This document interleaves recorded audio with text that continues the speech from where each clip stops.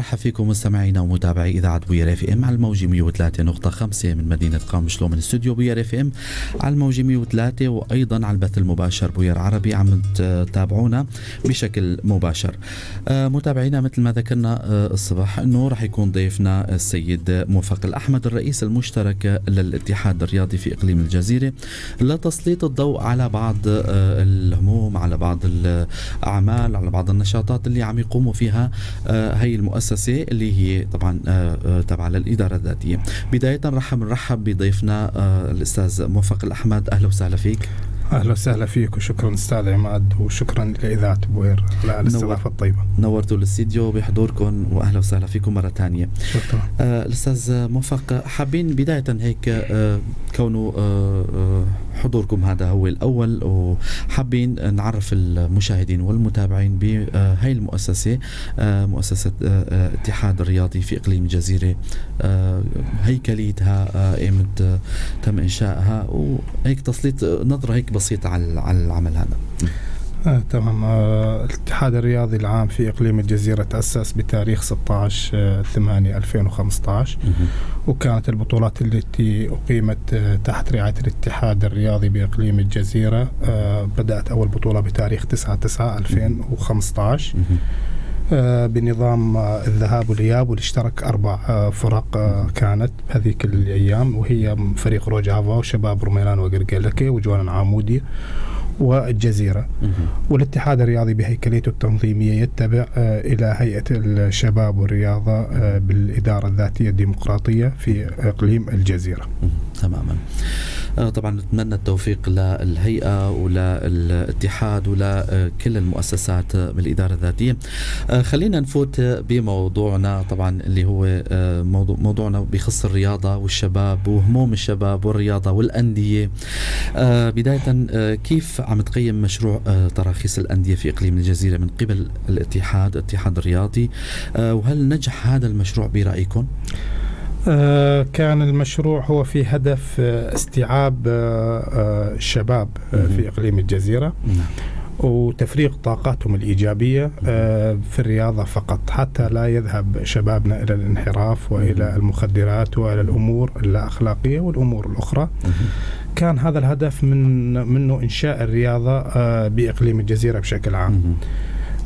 بالبداية مثل ما ذكرت كان في البداية 4 أندية، وهلا بعد 4 سنوات من العمل الجاد والشاق والمضني توصل عدد الأندية إلى 21 نادي في إقليم الجزيرة بكافة الألعاب الرياضية، من كرة القدم إلى كرة الطائرة وكرة السلة والألعاب الفردية، هاي اللي عم أحكي الألعاب الجماعية بالإضافة للألعاب الفردية والألعاب الأنثوية الفردية والجماعية. ونحن اشتركنا في بطولات عديدة وحتى اشتركنا في بطولات خارجية باسم الإدارة الذاتية الديمقراطية على مستوى التايكوندو، وأخذنا البطولة على مستوى 20 دولة في الأردن من حوالي الشهرين. طبعا بناتنا جاب المركز الأول والثاني والثالث هن بنات روج أفا، بنات نمور التايكوندو اللي متواجدات الآن. والآن نحن بصدد النقاش على بعثة دولية لإرسال بنات نمور التايكوندو اللي تابعات الاتحاد الرياضي إلى بطولة العالم في كوريا الجنوبية. الله، يعني معناتها في مشاريع خارجة عن الإقليم، مشاريع إن شاء الله مبشرة للخير. أيضا رح نطرق على في كتير مواضيع ذكرتها من شوي، إنه موضوع الرياضة الأنثوية أكيد رح نطرق عليها لأنه مخصصين بعض الوقت لها أيضا، ومن الألعاب الجماعية ومن الألعاب الفردية. طبعا يا ريت هيك نحكي أو تحكي لنا إنه شو الشيء اللي قدمته لهالأندية، وهل هناك كتلة مادية محددة لكل نادي، وهل هي كافية هل الكتل المادية اللي حددتوا لها يعني هي كافية لتغطية إمكانيات هالنوادي هاي؟ حتى نكون نحن واقعيين، نحن عم نمارس أمورنا الطبيعية بظروف غير طبيعية. تمام. نحن بحالة ثورة وبحالة حرب، ولكن هذا الشيء لا يخلينا أنه نهمل شبابنا. تمام. وبناتنا حتى نعيفهم مثلا عرضة أنه يكونوا بالشوارع أو يفضون طاقاتهم الإيجابية. صح. بأمور سلبية. صح. نحن نشتغل حسب الإمكانات اللي متوافرة تحت أيدي الاتحاد العام أو هيئة الشباب والرياضة في الإقليم. وهي الإمكانيات حتى ما أكون أنا سوادي كثير، إمكانيات محدودة يعني ما هي الإمكانيات الضخمة، ولكن ضمن هاي الإمكانيات عم نحاول نوزع العمل على كافة الألعاب حتى ما تكون لعبة على حساب لعبة أخرى، وما نهمل الألعاب السيادية اللي هي واجهة الرياضة في كل بلد حتى طبعا. نكون واقعيين يعني. نحن عند ترخيص أي نادي في بالنظام الداخلي بالاتحاد الرياضي بقانون العمل الناظم المادة 28. المادة 28 تقول أنه الاتحاد الرياضي غير معني أو غير ملزم بدعم الأندية، وهي بكل العالم يعني عم يصير هيك. تمام. أنه هلا الاتحاد السوري مثلا أو الاتحاد العراقي أو أي اتحاد، لما النادي أنت بدك ترخص نادي، الاتحاد يعني مو ملزم أنه يعطيك دعم مادي أو مخصص له، ولكن هو ملزم من الناحية اللوجستية، ملزم أنه يجهز لك الملاعب الخاصة بالبطولات.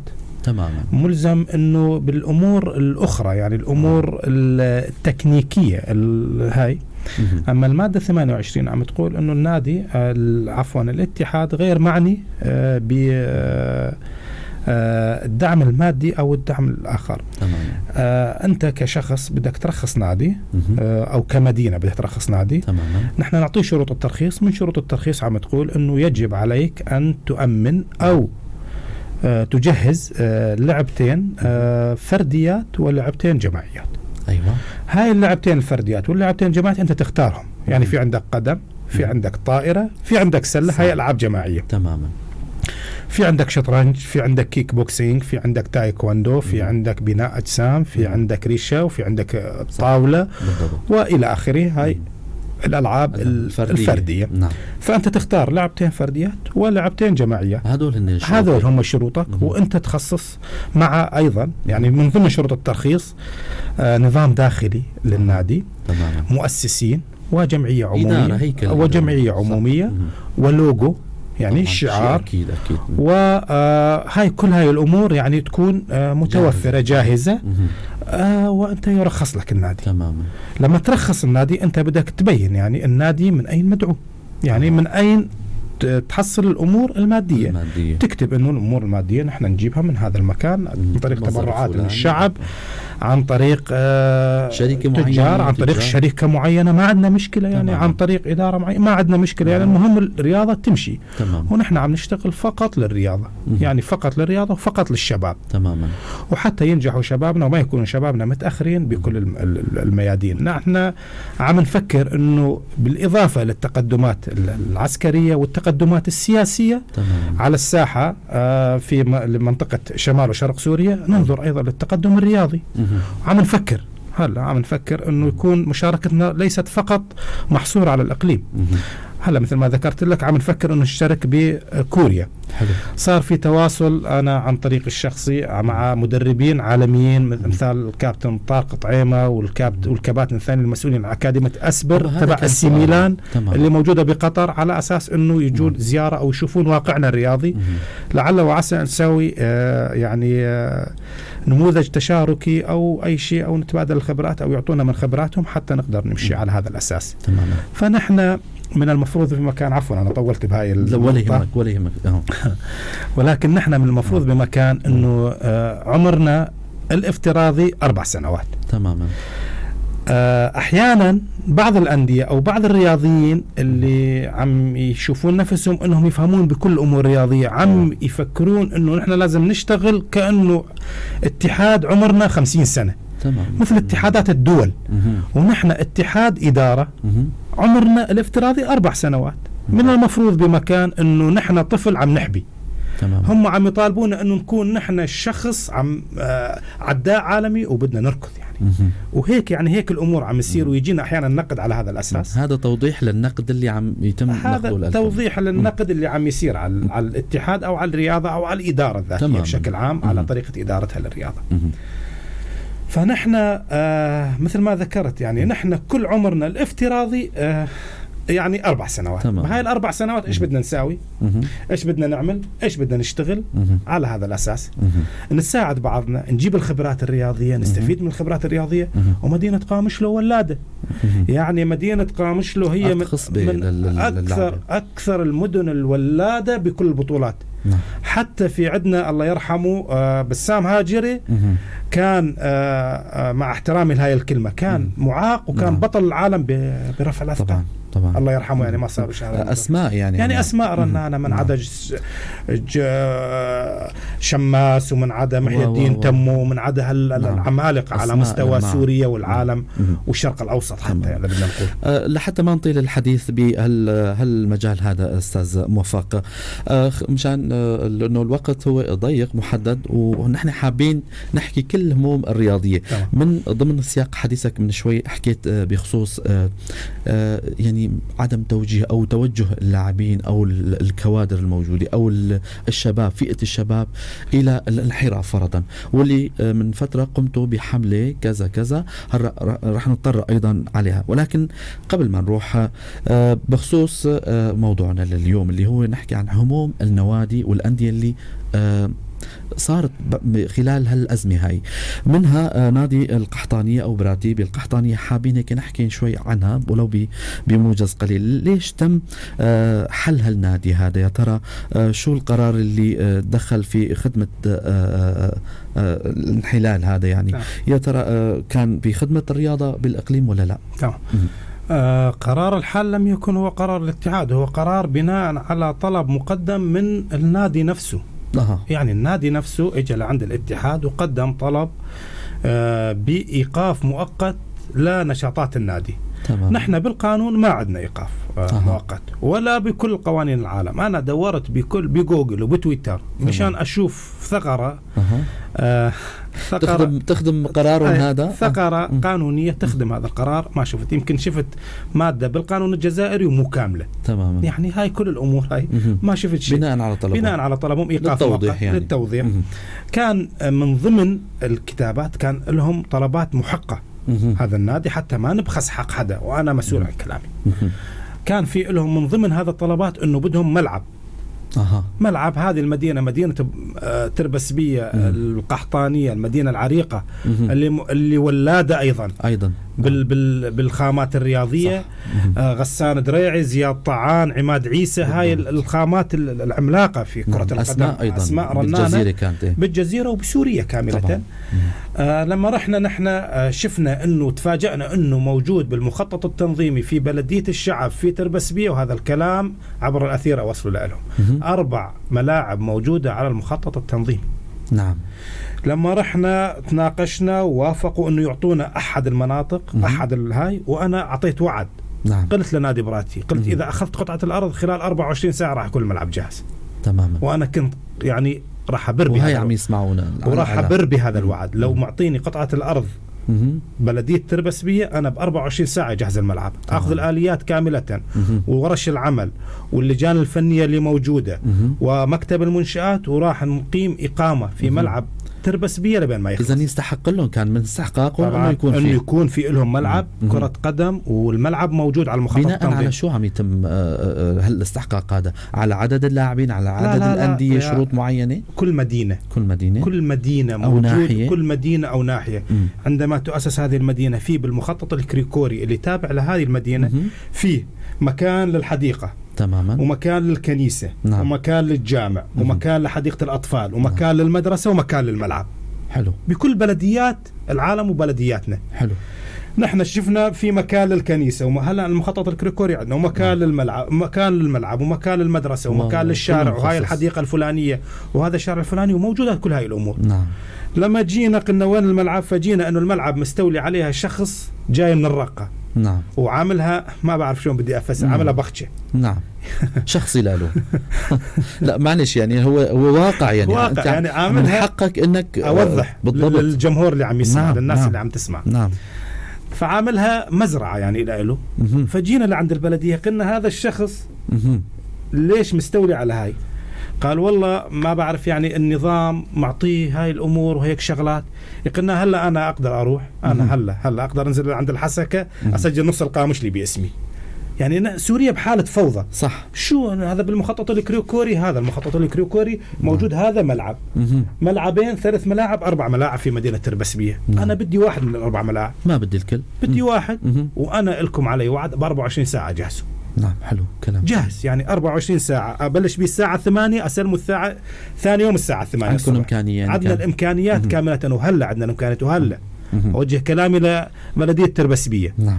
هلا يعطون الملعب، أنا خلال 24 ساعة جاهزه. هلا اليوم هلا أطلع من عندك الأثير. هلا أطلع من عندك، من عند الإذاعة. حلو كتير. يتصلون فيه يقول تعال استلم الملعب. أنا بكرة راح أتصل فيك أقول لك تعال صور الملعب جاهز. أنا مسؤول عن كلامي. نتمنى من الجهات المعنية، للي عم يسمعونا وللي عم يتابعونا، السيد موفق الأحمد عم يوجه رسالة أو عم يوضح توضيح بخصوص هالأمور هاي. فنتمنى كل مين عم يسمع أو يشوفنا، طبعا الرسالة تصل لكل مين، لكل مين عم يسمعنا هلا. عم تسمعوا عطر الصباح، متابعينا 429 101 هذا رقم الأرضي، والواتساب والفايبر 093 82 80 81 4. أي رسالة أو أي شكوى أو أي هم لأي شخص رياضي أو مسؤول عن جهة رياضية فينهم يتصلوا معنا هلا بشكل مباشر، أو نقد. معلش خلينا يعني تحت الأثير قبل ما نفوت على الاستديو. يعني مثل ما يقولوا قلت له الأستاذ موفق الأحمد أنه في هموم كتيرة بالنسبة للرياضة، مثل ما ذكرتوا أنتم أنه بلدنا بلد الخامات، يعني بجميع فئات الرياضة حتى. فكل مين عم يسمعنا فينهم ينضموا لنا، أو عبر البث المباشر بويا العربي، عبر كومنت فينهم يوصلوا هم أو أي شيء فينهم يبعثوا لنا. طبعا السيد موفق الأحمد هو مثل ما ذكرنا أنه هو لاعب سابق بنادي الجهاد، ونتشكر حضوره أيضا. ورح نفوت بالموضوع طبعا إذا عندك توضيح كمان بدك توضحه فيك. نحن كمان لما ناقشنا البلدية الشعب في تربسبية قالوا أنه لازم نعوض أصحاب الأراضي. يعني في حالة قانونية على أي أساس نعوض؟ أنت مستولي على هذه الأرض، يعني الأرض مو ملكك، مو من حقك تماما. هاي الأرض بالمخطط التنظيمي مو من حقك. على أي أساس أنا أعوضك؟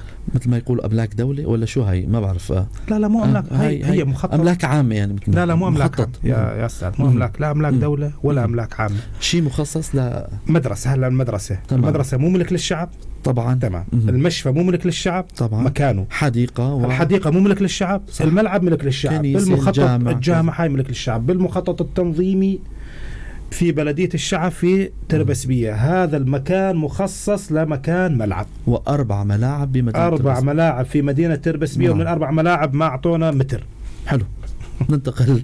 بنتمنى أن الجهات المعنية يسمعونا ويوقفوا على هالموضوع هذا. هلا ننتقل لسؤال ثاني سيد موفق الأحمد. هلا هناك في فرق شاسع بين الأندية الخاصة، أغلب الأندية المرخصة طبعا اللي تابعة لمؤسسات الإدارة الذاتية وتمتلك كامل مقومات النجاح والاستمرار، وخاصة الميزانية المادية الضخمة، على عكس بعض الأندية اللي ما عم تتبع لأي مؤسسة. عم نلاقي أنه من جميع النواحي غير قادرة على الاستمرار، وخاصة مسألة الاحتكار وجلب لاعبين موهوبين كونهم يمتلكون المال، مما يؤثر على تلك الأندية المستقلة إن صح التعبير. هلا ليش يتم إيجاد آلية ما يتم إيجاد آلية تكوين جميع الأندية سواسية وتكون على يد العون لأي نادي مثل ما ذكرتوا؟ حابين تعطونا جواب لهالسؤالات. نحن مثل ما ذكرنا نحن بالاتحاد كل الرياضة عم تمارس. نعم. ممارسة من نظرنا نحن كهواية. نعم. يعني ما في عندنا احتراف. صح. بالاتحاد ببلدنا ما في قانون الاحتراف. نعم. بإقليم الجزء أو بشمال شرق سوريا. نعم. ما في قانون اسمه قانون الاحتراف حتى تتوقع عقود بين اللعيبة. نعم. والأندية وتوثق وتصدق من الاتحاد. تماما. هذا الكلام كله حكي نسمعه من الشارع. مثلا النادي الفلاني عم يلعب لاعب فلاني بهذا المبلغ. تماما. أنا ما في عندي شيء إثبات على الورق حتى أنه أقول أنا موافق أو غير موافق. هذا جواب للسؤال. نعم. هذا جزء من الجواب. أما في أندية هي متواجدة، يعني نحن نعطينا الصلاحيات لكل الأندية. أي نادي يحب أنه أي نادي يحب أنه أي مؤسسة أو أي شركة ترعاه، نحن كاتحاد مواقفين بوجهه. حلو. يعني ما عندنا أي مشكلة. نحن فقط نتبع الأمور المعنوية. هاي نقطة كيف هاي يعني؟ رئيسية. يعني نحن نتبع الأمور المعنوية، أن تكون رياضتنا رياضة أخلاقية. يعني ما تتبع الأمور المادية ويصير الإنسان هو السلعة للبيع والشراء. يعني هاي الفكر اللي نحن مختلفين مع كلاعبين يعني. نحن مختلفين مع الأفكار الثانية بالنسبة لمواضيع الاحتراف. الاحتراف أي يصبح الإنسان سلعة يباع ويشترى في سوق التنقلات الشتوية أو الصيفية. وأنا لاعب يعني وأعرف هذه الأمور، وصارت معنا. أنا انتقلت من أكثر من نادي عبر طريقة بيع وشراء. نادي بيعني لهذا وأنا صرت سلعة. تماما. نحن بفكر الإدارة الذاتية الديمقراطية وفكر الأمة الديمقراطية الإنسان شيء مقدس، ما في عندنا الإنسان يباع ويشترى. تماما. مو سلعة. فهاي نحن بالاتحاد ما في عندنا شيء اسمه احتراف. يعني أنت توقع مع نادي سين مقابل هذا الشيء. أما المساعدات الفون يعني المساعدة اللي انت حتى تقدر تعيش فيها نفسك وتقدر انت تمارس هوايتك ما تكون بهذاك الرقم الخيالي. يعني مثلك مثل اي موظف بالإدارة الذاتية الديمقراطية فونك من 50 ل 60.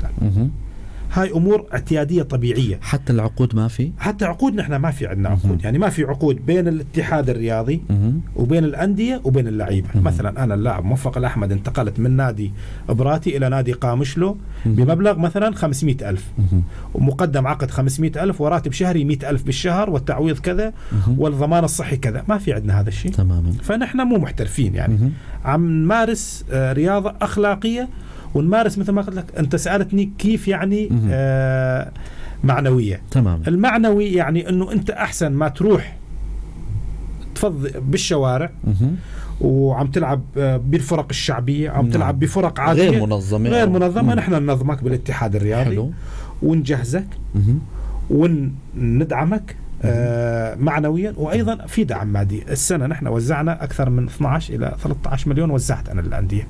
كل نادي حسب استحقاقه. تماما. كل نادي حسب القرار الموجب. حسب استحقاقه، حسب ما أخذ بطولات. تمام. أنا كيف يعني اتبعت آلية العدل والمساواة والأمور تشجيع المنافسة. شلون العدل والمساواة؟ في أندية المراكز الأخيرة هاي مو ماخذة ولا بطولة. الأندية الشعبية؟ لا ما في عندنا أندية شعبية. هاي أندية الفرق الشعبية هاي فرق شعبية. الفرق الشعبية قصدي. أنا محكي على الأندية. عندي أنا 21 نادي. عفوا 22 نادي. 22 نادي بين درجة أولى ودرجة ثانية. 22 نادي كانوا. هذول 22 نادي توزعت لهم المبالغ في المراكز الأخيرة. يعني ال 16 وال 17 وال 18 وال 19 هذول مو ماخذين ولا بطولة، لا بالريشة ولا بالشطرنج ولا بالتايكوندو ولا بالطائرة. ما في لهم شيء. أنا من المفروض بمكان ما أعطيهم ولا. تماما. أنا خصصت مبلغ ثابت 300,000 لكل نادي. هاي الدرجات الأخيرة يعني كل الأندية. كل الأندية من رقم 1 إلى رقم 20. حلو. كل نادي 300,000. أيوة. تمام. تيجي عادة البطولات. تيجي مثلا أنت محقق المركز الأول بكرة القدم في لك 100,000. تمام. مخصص المبلغ الثالث بكرة القدم إلك صار واضح 10,000. تمام. إلك مليون إلك هيك شيء. وصار التوزيع على هذه الأندية مع أنه أنا غير ملزم تماما بهذا الأمور. يعني أنا مو مجبور إني أعطي، ولكن هاي أنديتنا بالأول والأخير. مجبورين إنه ندعم، مجبورين إنه نوقفها على رجلينا. آلية التوزيع هي باعتقادي كانت عادلة يعني. يعني كل الأندية أخذت. النادي اللي كان مشترك 3 بطولات مو ماخذ ولا بطولة، والنادي اللي مشترك ب10 بطولات وماخذ بطولات. وحتى الألعاب الفردية مشان ما تهمش الألعاب الفردية على حساب الألعاب السيادية. ليش؟ لأنه كرة القدم بالأساس هي مشية نفسها، في إلها جمهورها وفي إلها متابعين ومشية نفسها. أنا إذا هملت الريشة أو الشطرنج ما أعطيتها شيء مشكلة. أنا كمان أدعوكم تجون يوم الجمعة أو الخميس على الأطفال اللي عم ندربهم نحن شطرنج بالمجان. وتجون يوم 10 الساعة 10 الصبح وتصورون تشوفون بعينكم كم طفل نحن عم ندربهم على الشطرنج بصالات ملعب 12 آذار، شهداء 12 آذار، وكله بالمجان على حساب الاتحاد الرياضي. حتى إيش؟ حتى ننمي مواهب أطفالنا. حتى أطفالنا يكونون أطفال فعالين بالمجتمع أحسن ما أطفال يروحون على غيرهم. تماما. طبعا جهودكم مشكورة. السؤال الثاني سيد موفق، رح نطرح على موضوع الرياضة الأنثوية يلي ربما بسوريا كلها أتوقع، إذا بشمال سوريا اللي مؤخرا صارت بدت يعني، سواء كان عندي فكرة أو لا. مشاريعكم بخصوص هالرياضة هاي مؤخرا شو كانت؟ الرياضة الأنثوية في إقليم الجزيرة متقدمة جدا حتى على مستوى سوريا. نحن بالاشتراك الأخير البنات اللي كانوا عم يتدربوا ويلعبوا بأنديتنا بإقليم الجزيرة اشتركوا باسم نادي الجهاد وراحوا لعبوا على مستوى سوريا وجابوا المركز الثالث أو الرابع على مستوى سوريا. جيد. هاي نقطة. النقطة الثانية، نحن اللي شجعنا الرياضة بسوريا الرياضة الأنثوية عن طريق السبعة، وراح نشترك عن طريق 11. راح نساوي 11 يعني السنة راح أقل شيء مباراة أو مباراتين راح نلعبهن بال11. حلو. مو بالسبعة يعني مو 7 لاعبات، 11 لاعبة. والرياضة الأنثوية عم تمشي بالطريق الصحيح وفي دعم لا محدود للرياضة الأنثوية. نعم. في توجيه من الرفاق وفي توجيه من المرأة بشكل عام بالحركة بدعم الرياضة الأنثوية. نحن عم نتبع هذا التوجيه تماما. الرياضة الأنثوية في عندنا 7 أندية طائرة، 6 أندية قدم، و8 أندية سلة، ما عدا الألعاب الفردية، بطلات الريشة، بطلات الطائرة. ومثل ما ذكرت لك بطلاتنا أخذنا المركز الأول بالأردن على 20 دولة. عندنا بطلات فرديات، ألعاب فردية. شلون ما عندنا مثل ما ذكرت لك. فينا نذكر حدا منهم مثلا التايكوندو أو هيك شيء عن طريق مدرسة نمور التايكوندو الكابتن عبد العزيز عابي في الحسكة. بالحسكة اللي موجود، واليوم في عندنا اجتماع معه مشان والبارح أعطينا تسهيل عبور عن طريق الاتحاد الرياضي مشان يروح إلى إقليم كردستان العراق في سبيل أنه ينسق على السفر على بطولة كوريا الجنوبية. يعني هاي كل الأمور عم نشتغلها بشكل عام. سؤال آخر سيد موفق للجديد عم ينضم لنا متابعينا الحضور، هو السيد موفق الأحمد الرئيس المشترك للاتحاد الرياضي في إقليم الجزيرة، طبعا لاعب سابق خلينا نذكر. وموضوعنا لليوم اللي هو عم نسلط الضوء على هموم الرياضة وواقع الرياضة في شمال شرق سوريا. سمعنا بأنه نادي قامشلو طالب بتقديم مساعدة للحفاظ على فريقها الأنثوي لكرة القدم، كما نعلم بأنه هو أول فريق تأسس في الإقليم. هل وجدتم مخرجا لهالأزمة هاي؟ وجدنا مخرج للأزمة هاي من شان الألعاب الأنثوية، ونحن اجتماعات مكثفة مع رئيس الرئاسة المشتركة لنادي قامشلو مع البنات اللي موجودات عم يلعبوا، ونوجه لهم التحية والشكر كابتن رشة والبنات اللي معه.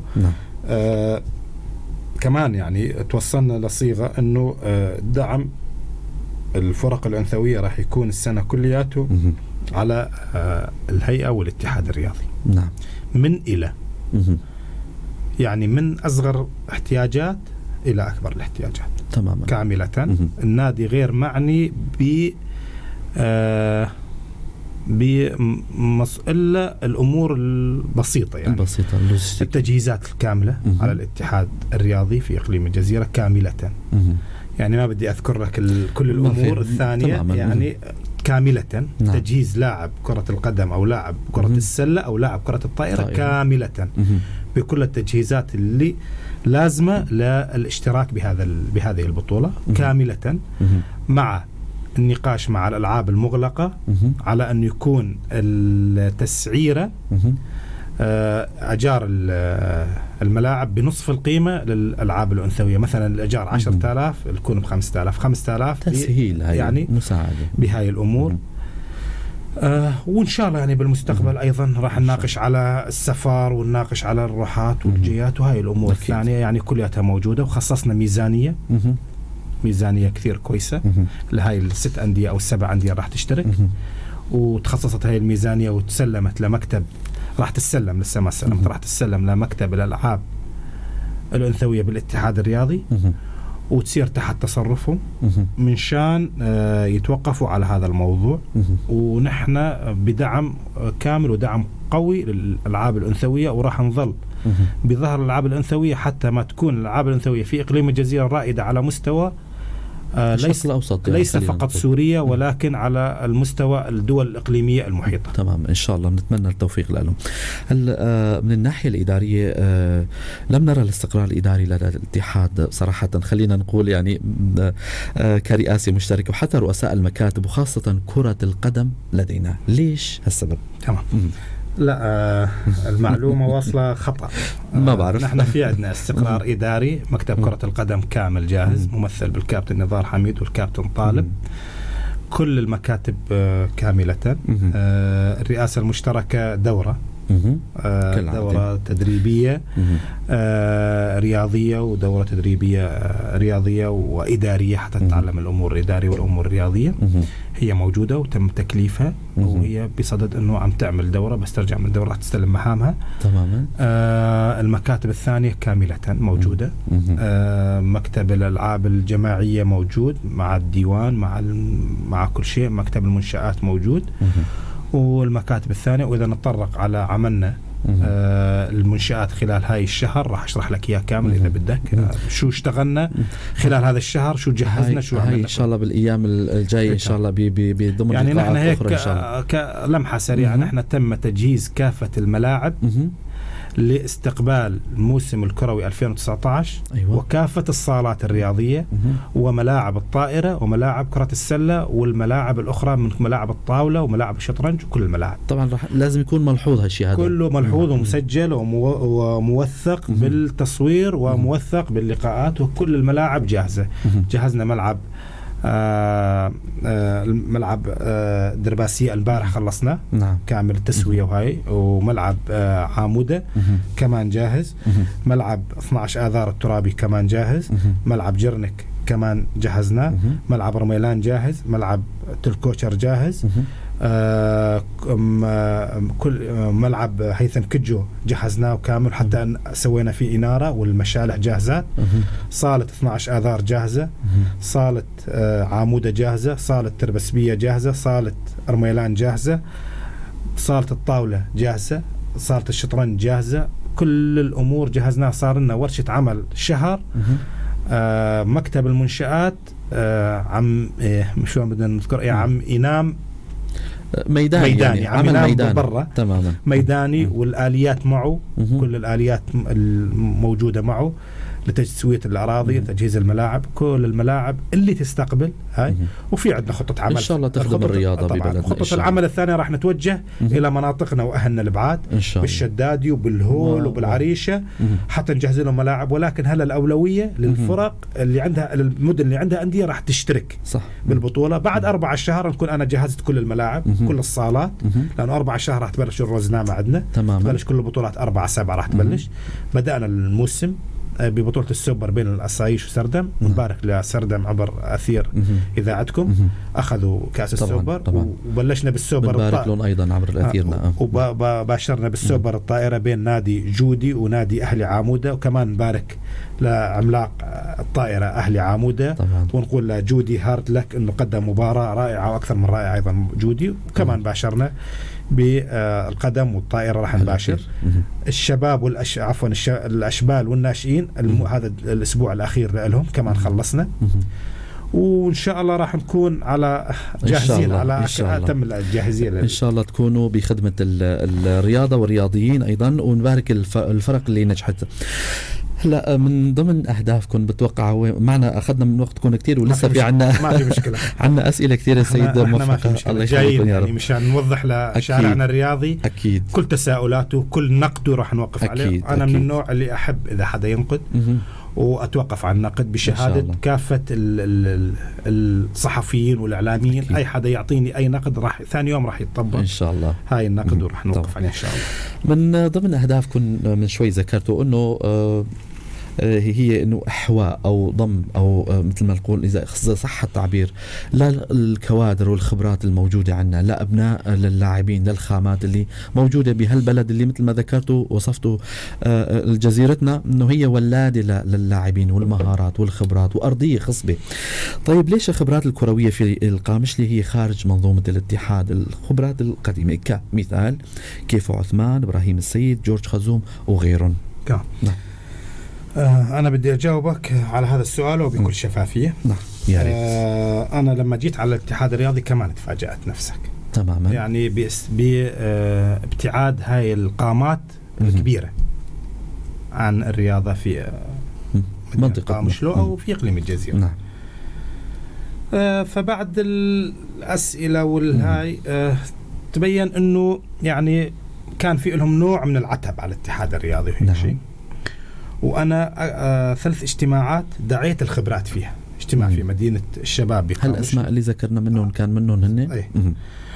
وما عدا اللقاءات الفردية. نعم. وهاي الأسماء اللي أنت ذكرتها تربطني فيهم علاقة قديمة وقديمة جدا أكثر من يعني من سنة 96. تماما.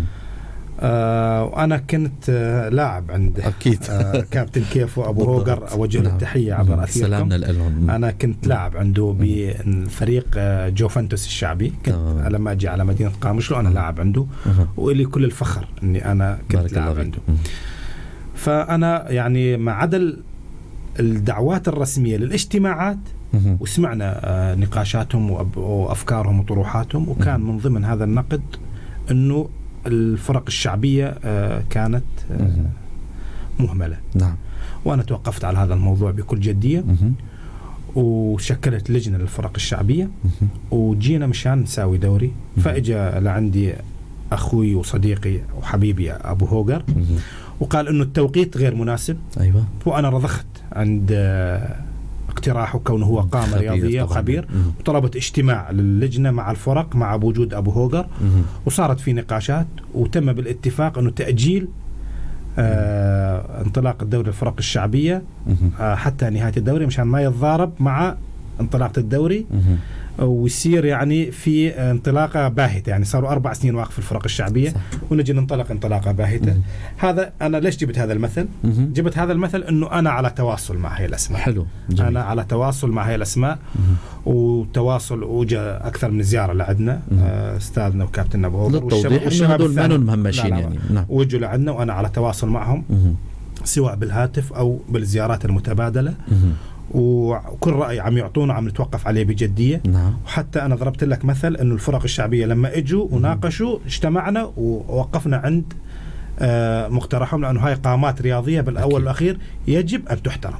نعم. بارك الله بكم. خلينا نجي على الوجع الكبير، نادي الجهاد العريق. يا ترى كيف عم تنظروا لهالنادي هذا؟ ماذا يعني لكم نادي الجهاد كونك كنت لاعب؟ الوجع الكبير. لا جواب. لا في جواب. تفضل. طبعا لكل مدينة واجهة. نعم. وواجهة مدينة قامشلو عبر التاريخ. نعم. عبر التاريخ هو نادي الجهاد. نعم. ونادي الجهاد في بالفترة الأخيرة يعني في عنده شوية يعني أنا كنت مبتعد يعني في شوية تخبطات. نعم. نتيجة أنا ما ألوم الجهاز الإداري بصراحة يعني حتى لو يجيني نقد على هذا الكلام. نعم. ما أحط اللوم كله عليه لأنه عم يشتغل أيضا بظروف استثنائية. طبعا. فريق عم يلعب بالغربة يعني ما عم يلعب على أرضه نتيجة قرارات سياسية خاطئة من قبل النظام السوري. نعم. نحن نادي الجهاد هو عصب الرياضة في مدينة قامشلو، ونحن هوية الرياضة وهوية الرياضة. نعم. ونحن نكل كل الاحترام والتقدير. والنادي يعني كان يعني موجود ضمن صفوفه المرحوم هيثم كجور واسكندر والأسماء الكبيرة الأسماء اللماعة، وكان هو يمثل أخوة الشعوب الحقيقية بالخارج. صح. يعني كان في كل المكونات عم تلعب. المسيحي والسرياني والعربي والكردي إلى آخره. فهذا النادي أنا من وجهة نظري أنه لازم ما يهمل يعني ما يهمل. أما في بعض الظروف اللي تتعلق مع المكان اللي هو من تميله يعني مو لأنه. نعم. يعني في بعض الأمور نحن مو معنيين فيها، القرارات مو نحن معنيين فيها. يعني هو نادي الجهاد عم يلعب على مستوى سوريا وفي اتحاد سوري غير معترف فينا يعني ما عم يعترف فينا. تماما. إذا الأمور هاي الأمور لو أنه يعترف فينا الاتحاد السوري نحن نعترف يعني نقدر نساعد نادي الجهاد. تمام. عم تقدموا له شيء دعم مثلا ولو كان معنوي يعني حتى أنه بصراحة أنا قلت لك أنه لا هيك على الأمور الإدارية جديد بالشغل. نعم. يعني صار لي تقريبا ما كملت الشهرين. نعم. واشتغلنا هذا الشغل كويس إن شاء الله. الحمد لله. أما أنا سمعت أنه تقدم له دعم العام الماضي وقبل العام الماضي، يعني تقدم له دعم مادي وتقدم له بعض الأمور، وهي يعني بغض النظر عن الجهة السياسية الداعمة أو صلة على ما أعتقد أنه تقدم له دعم. يعني تقدم لنادي الجهاد دعم مادي عن طريق المجلس التنفيذي بإقليم الجزيرة بالأزمة اللي مر فيها، يعني بالأزمة اللي مر فيها، وتقدم له مبالغ مالية. هذا شيء يعني محدد. أما نادي الجهاد مثل ما ذكرت لك هو تابع لجهة غير معترفة فينا، نحن مو معترفة فينا كشعب، تعترف فينا كرياضة. فيعني هو لازم ياخذ، يعني للتوضيح هذا كان هو لازم يتخذ قراره النهائي انه يعني وين بده يكون. اذا كان موجود مع أندية الإقليم راح يكون نادي على العين والراس، اذا كان موجود مع غير مكانات يعني هذا شيء يعود له شأن إداريا يعني تماما. هلا من شوي حكيتوا بخصوص واقع الملاعب والصالات الملاعب سواء كانت الفردية الرياضات الفردية أو الرياضات الجماعية، واللي كانت أنه بخصوص الجاهزية. طبعا رح ناخد فاصل صغير مستمعينا، خلوكم معنا وراجعين.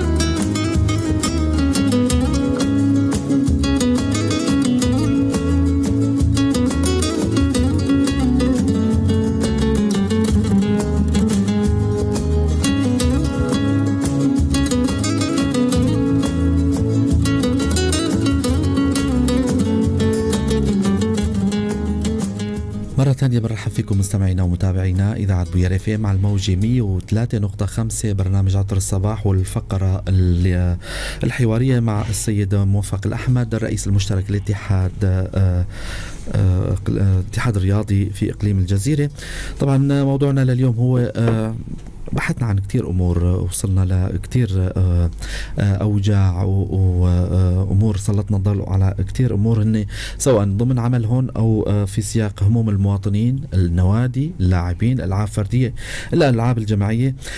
طبعا في لكم سلامات كتيرة. أيضا السيد جوان بكر عم يسلم عليك شخصيا، إذا بيقول لي أخي عيمان سلم لي على الضيف إذا بتريد. أهلا وسهلا فيكم. طبعا في كتير يعني إذا في استفسارات يعني عم نسأل، يعني طبعا عم بسأل المستمعين والمشاهدين إذا سواء كانوا لاعبين أو كانوا جمهور لأي نادي معين، فيكم تتصلوا معنا أو تتواصلوا معنا على الرقم الأرضي 429 101 093 82 80 81 4. هذا الواتساب والفايبر. أيضا البث المباشر عبر الرسالة أو كومنت، فيكم تبعتوا لنا أي سؤال. طبعا هلا رح نسأل السؤال الثاني بخصوص موضوع أو واقع الصالات الملاعب اللي من شوي ذكرتوا حضرتكم أنه قمتم بصيانة، قمتم بكذا، قمتم بكذا. طيب سمعنا أو عم نسمع سابقا أو حاليا أنه ما في تحسين لأوضاع الملاعب التابعة للإدارة الذاتية، وأنتم عايزين عن تعشيب ملعب واحد في كل عام. يا ترى شو الجواب لهالسؤال هذا؟ الجواب لهذا السؤال لا، نحن مو عاجزين أن نعشب ملاعب، أبدا مو عاجزين، ولكن هل الأمور هاي مكلفة يعني بدها أمور خارج مو بس إنه الأمور مكلفة يعني هاي المواد اللي بدك تجيبها لازم تجيك مواد من برا أحيانا. إذا بدنا نشتغل بالمواد المحلية، المواد المحلية راح تشتغل سنة وبعدين راح تخرب وتدخل ضمن استفهام الفساد يكونوا محل سؤال إنه ليش عملتوا هذا الشيء وأكلف هذا الشيء وما كان ما دام يعني ما طول بالعمر أو هذا الأمور يعني بشكل عام. إذا فينا نعتبره هذا تبرير لا بعض مو تبرير. إحنا راح نشتغل يعني في بعض الملاعب دخلت بالخطة بالتعشيب على أساس السنة تدخل بالتعشيب وما شاء الله الحمد لله يعني السنة من شهر تشرين مطر لشهر أيار مطر يعني ما عاد فيك تساوي أي شيء. فإذا السنة الجاية بعض الملاعب دخلناها ضمن هاي الخطة وشفنا إنه هاي الخطة عن طريق الخبراء المختصين، الخبراء الزراعيين المختصين، إنه تقدر تنجح نزرعها بالمواد المتوفرة المواد المتوفرة ضمن الإدارة. طيب اجتنا شكوى أو مسألة يعني مثل ما يقولوا يعني سؤال إنه اللي عملوا بتعشيب عملية تعشيب ملعب 12 آذار إنه كانوا أشخاص ما لهم صلة قربة أو صلة إنه هدول ما لهم أصحاب الاختصاص اللي عملوا بتعشيب هالملعب هذا. شو عندك جواب لهالسؤال هذا؟ ملعب 12 آذار عندما تم استلامه من 4 سنوات أو من 3 سنوات أو قبل يعني كان عبارة عن منتزه عاملينه الناس. كان عبارة عن منتزه، وهذا المنتزه كان يعني كان حديقة عامة ما كان ملعب. كان في الأشواك والأعشاب الأخرى موجودة طولها ارتفاعها أكثر من 2 متر. وحتى بالصور فيه لو أنا بعرف هيك كان شوفتك بالصور إنه شلون كان عم يحرقون الأعشاب حراقة. أحد الأشخاص كان عم يحرقوا العشب عفوا الأعشاب الثانية عم يحرقوها حراقة حتى حرق يعني حتى يتوقف على موضوع ملعب 12 آذار. الآن ملعب 12 آذار يعني أصبح له شلون يعني صار يعني صار شكل ملعب، في ملعب موجود، وهذا الملعب بده عناية وبده اهتمام خاص وخاص جدا. ملعب 12 آذار ميزانية موجودة الأمور المادية موجودة. نعم. أما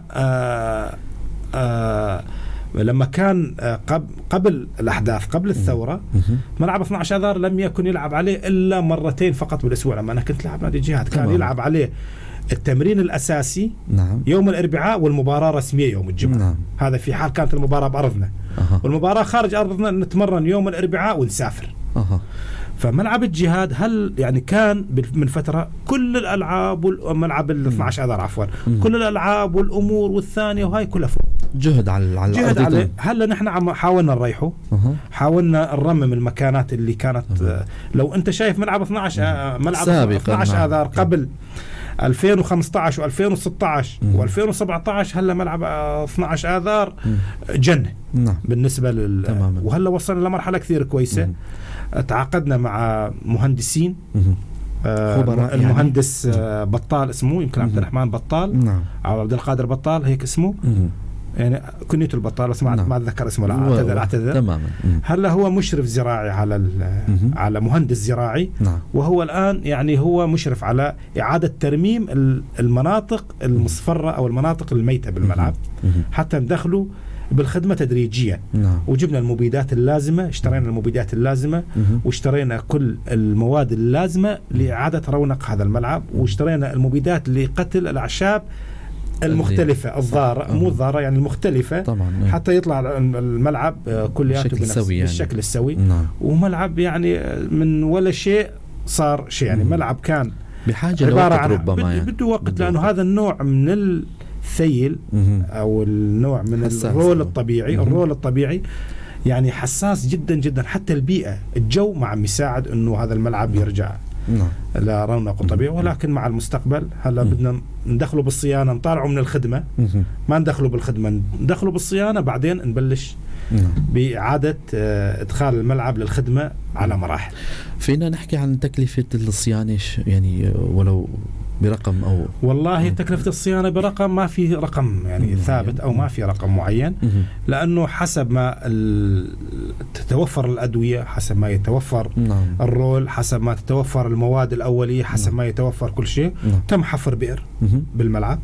لاحظنا تم حفر بئر بالملعب وهذا البئر هو ملك للملعب، وبده يعني يقوم بسقاية الملعب. وهذا الأمور اللي موجودة. في فنيين مختصين في مكتب المنشآت، إدارة ملعب 12 آذار، إدارة ملعب 12 آذار ومكتب المنشآت، بالإضافة إلى المختصين الزراعيين. حتى يعني يعملوا دراسة كاملة، تقدم هذه الدراسة لنا، وبعدين نحن على هذا الأساس. تماما. السؤال الأخير اللي هو من آخر نشاطاتكم من فترة، طبعا قمتم بحملة خلينا نقول هي حملة توعية أو حملة مكافحة. طبعا نشاطاتكم هي كتيرة وعم نتابعها. من ضمن هالحملة هاي يا ريت هيك تسليط ضوء أو توضيح كمان للحملة مكافحة المخدرات بتوجيه الشباب يعني لصحة سليمة، يعني يا ريت توضحوا لنا هاي كمان. بالأساس الرياضي هو قدوة. نعم. لما يكون الرياضي يكون قدوة بالأخلاق، قدوة بالتعامل، قدوة بكل شيء. الرياضي يكون قدوة، وهذا القدوة يحتذي فيه الشباب الأصغر منه حتى يشوفونه ويقلدونه. فنحن عم نعطي توعية للأندية، يعني نوجه رؤساء الأندية ونوجه لعيبتنا إنه دائما تكون قدوة للاعب اللي أصغر منك أو للجمهور اللي عم يتفرج عليك.